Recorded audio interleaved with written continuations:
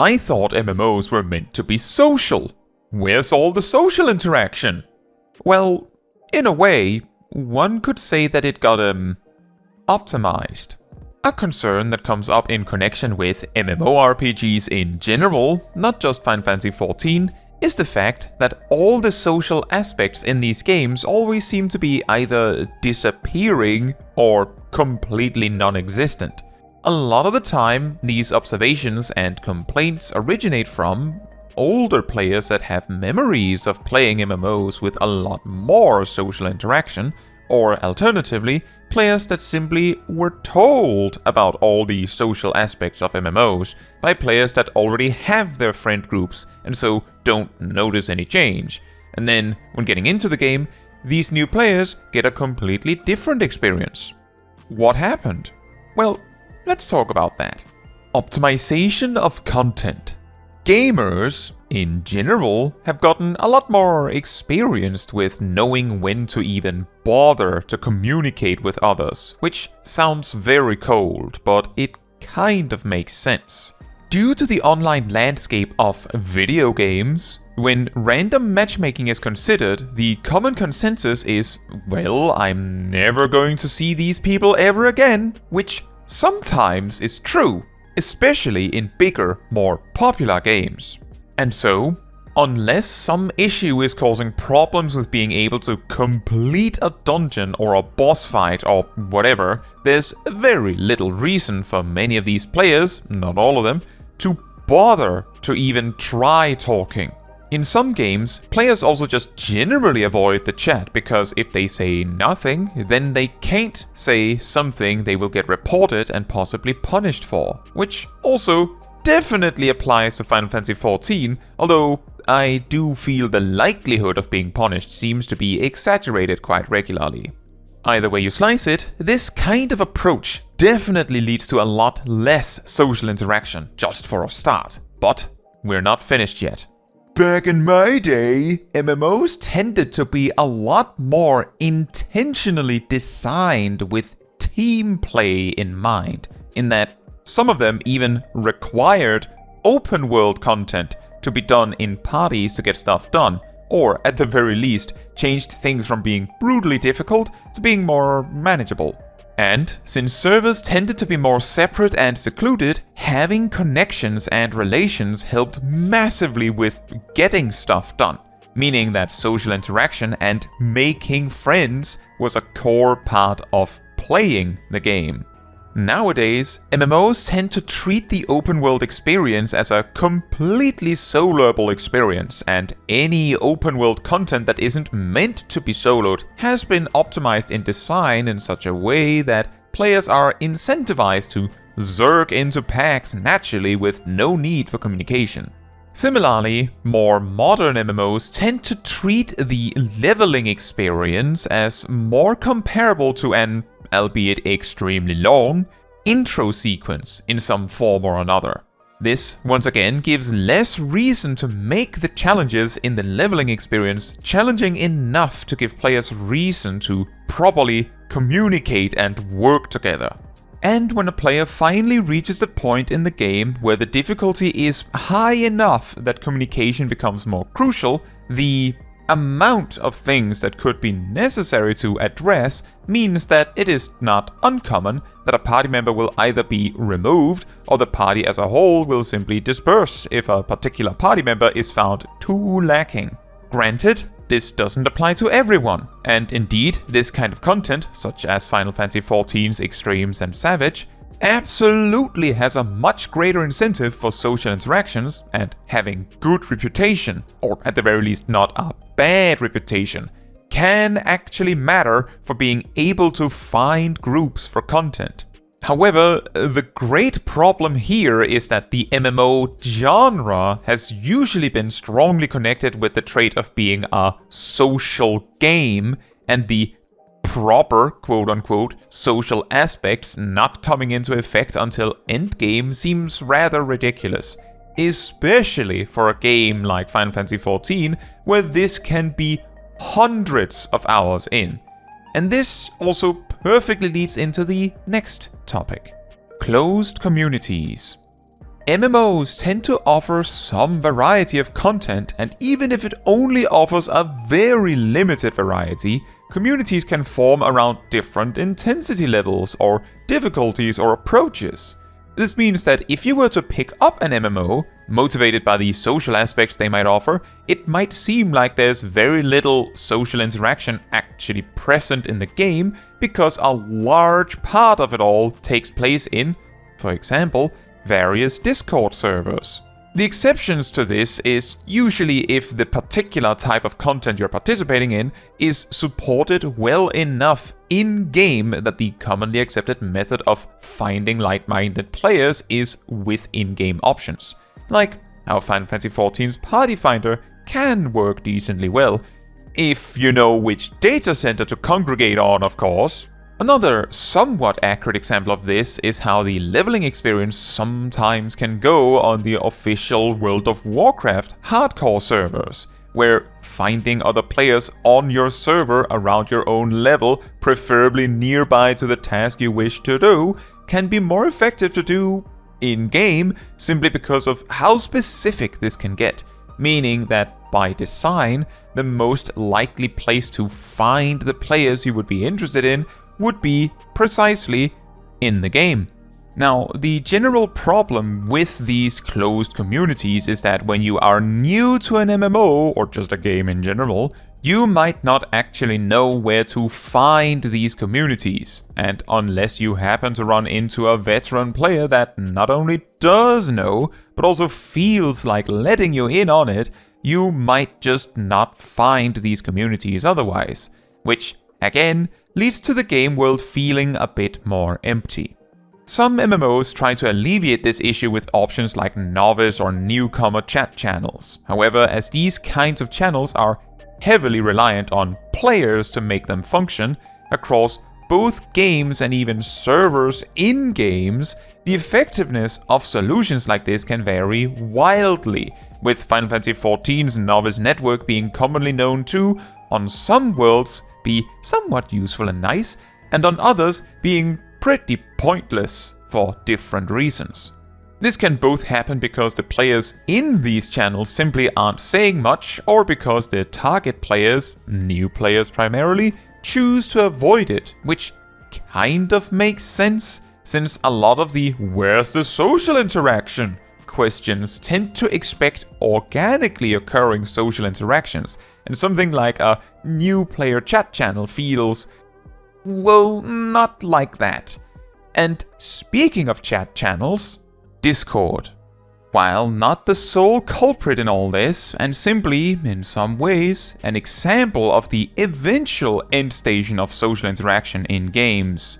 Due to the existence of options like Discord, a lot of players of any game, MMO included, may be playing the game, but specifically with their friends. Big shock, right? Or, alternatively, simply not desire any social interaction in the game, as they might have plenty of conversations outside of the game, whilst playing.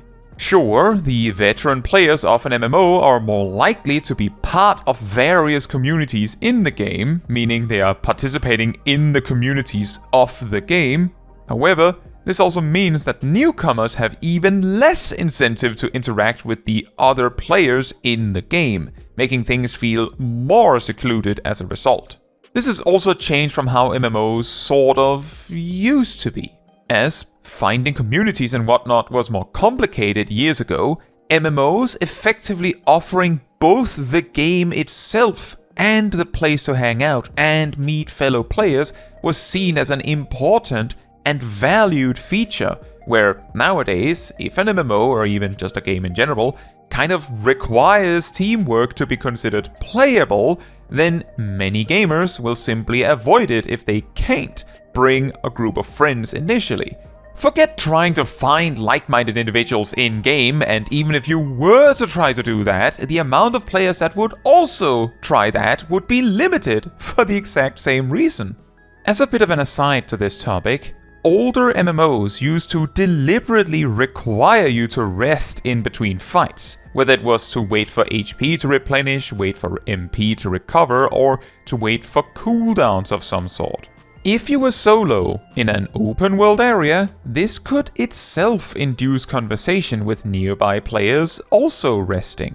And if you were in a party, this was also an opportunity for communication. Other times, the journey to a particular area for a quest was so long that you had a reasonable amount of time to talk with people you met on the way or in like the zone chats and whatever. Nowadays, more modern MMOs tend to cut out both of these parts by making sure the recovery after a fight is very fast and giving you fast travel options when you need to go somewhere, as, again, neither of these kinds of features were very fun. In fact, the whole point of them was to give the player enforced nothing to do. Besides, again, as a result of options like Discord, if you were to be forced to sit down and wait for HP and MP to recover or be forced to go for a long run, a lot of players would simply be talking with, say, their Discord groups, or straight up just play something else. So whatever intent behind these forced resting periods would be completely lost and instead be interpreted as simply wasting the player's time. And this also leads conveniently to the next topic. Alone. Together. This one might be a little strange, and comes in two different flavors. The first one is that a lot of people that may be more socially anxious or awkward, and so may prefer to be left alone, seem to be attracted to MMO universes because it means that you can be completely alone, enjoying the game, while clearly not being alone, since other people are there too. And also, simultaneously, not needing to interact with any of them. If you are not the type to appreciate this yourself, this might sound absolutely ludicrous, but this angle probably also explains why there can be so many players in an MMO that are frustrated when content requires them to play with other players in some form or another, despite them playing a multiplayer game, right? They wanted to play on their own, but they didn't want to be completely alone. The other flavor to this is, for example, being in a chat room with friends, but no one is playing the same game. They might not even be talking. They simply know that they are all there together. For a bit of a real-life comparison to this can be sort of like visiting a friend and just sitting on the couch and watching TV while the friend does something else. The value is in the fact that you both know that you are there together, even though you could have these experiences just as easily without the other being present at all. The reason why MMOs seem to most effectively offer an experience like this is that most other multiplayer games and genres tend to introduce other players with purpose. It makes no sense for a shooter to have other players be present that are not part of the match you are currently playing, for a rather silly example. But MMOs being entirely centered on the express purpose of offering a world to simply exist in means that other players can easily exist right next to you without them having any meaning to what you're doing, producing this effect where you can play a game mostly alone without being actually alone. And this kind of also fittingly leads to the final topic I have. Clubs and social interaction for the sake of it. Admittedly, most of my examples here have conveniently sidestepped the fact that MMOs somewhat often have random conversations and interactions pop up. For example, in cities and other safe areas, where players may feel motivated to talk with others simply because, well, they are not busy fighting off enemies or anything, they are simply hanging out. In fact, Final Fantasy XIV has sort of developed some extreme version of this in the form of nightclubs and whatnot. Long story short, with personal housing, some players will dress up their house like a dance club or something, and then invite other players for effectively various degrees of role-playing events, which can vary from pretty mundane and reasonable hangouts to, something that should not be shown on this platform. However, while I have relatively limited experience with this stuff myself, a very common derogatory description of these nightclubs that I have seen thrown around a lot is that players come to them and seemingly just stand around while, for instance, music plays indirectly from a Twitch stream. Again, this sounds absolutely ridiculous. However, if we approach this from the angle of alone together, then it makes perfect sense. While I don't have that much to add to this specific topic, I feel like if I left it out, it would have felt missing. But with that, I do think we're somewhat ready for maybe a type of summary or concluding words. MMOs these days feel surprisingly lonely, even with other players present, as the majority of players either see no reason to communicate with strangers, or specifically, have no interest in doing so. This can both be because due to the design of the game itself, things have been so optimized that you have absolutely no reason or motivation to bother. But it can also be because a large part of MMO player bases are players that specifically went here because they wanted to play a multiplayer game, but without the multiplayer. This angle also makes a lot better sense when you recognize that most, if not nearly all, regular multiplayer games either directly or indirectly require you to interact with the other players, either through direct play or through communication in some form or another. Meaning, the kinds of players that would want social interactions in their gaming would be more likely to pick up these more focused games, making the more social MMO gamer, relatively speaking, more rare, as if they wanted a more social experience, ironically, they would probably benefit more from playing not an MMO. Adding on top of these issues, options like Discord enabling any player to enjoy any game while staying connected with their friend groups gives them even less reason to seek out new friendships in MMOs, as they can perfectly enjoy most of the game without doing so. And by the time actually interacting more closely with the game's community becomes necessary, due to harder content for instance, many players may simply avoid that content, either due to it being too big of a jump in difficulty, or because they simply do not want to have these social interactions in the first place. And again, this is further amplified because MMOs more and more tend to concentrate the more social aspects of the game, aside from choosing to talk with strangers in cities and whatnot, in the endgame portion of the game. Meaning that the type of player to interact with this type of content tends to be the type that not only wants to play an MMO, not only enjoys this specific one, not only has the social interest and the gamer chops to do this content, but also worked their way through the leveling journey or whatever it may be that the game has, greatly pigeonholing the players at this very end of the road. Admittedly, this topic is very complicated, both because it can be difficult to have data on it, especially since it comes down to social interactions in various ways, and this video definitely is colored by both my own experience, what I've learned from other people, and of course my interpretation of all these things. That said, I would love to hear your opinions on this kind of subject, so please do let me know in the comments. Now, that is all for this video. Thank you so much for watching. If you would like to support me and my channel more directly, you can become a member like these wonderful people here. You can also alternatively support me through Twitch or Ko-Fi, links in the description. You can also support the channel by letting the YouTube algorithm know by liking the video, leaving a comment, subscribing, sharing, and hitting the bell to get notified when next I post a video.